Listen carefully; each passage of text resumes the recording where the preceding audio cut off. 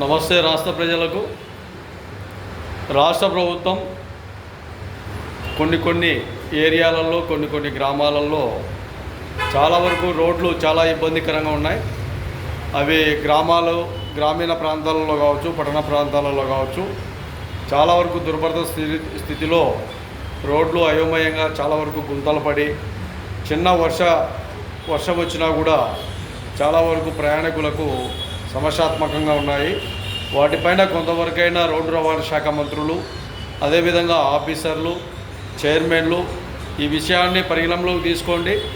రోడ్లు బాగుంటే కొన్ని ప్రమాదాలు కూడా తగ్గే అవకాశాలు ఉంటాయి.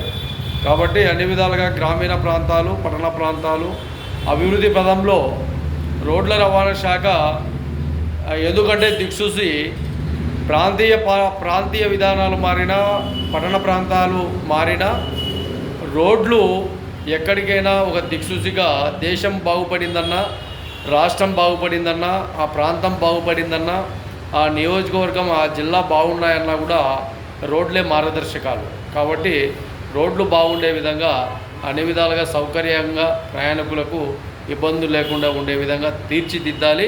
అన్ని విధాలుగా రోడ్లకు సౌకర్యంగా ఏర్పాటు చేసే విధంగా రోడ్డు రవాణా శాఖ వ్యక్తులు, మంత్రులు చొరవ తీసుకోవాలని కూడా మహాజన రాష్ట్ర సమితి ఆంధ్రప్రదేశ్ ద్వారా డిమాండ్ తెలియజేస్తూ మీకు విన్నవిస్తున్నాం.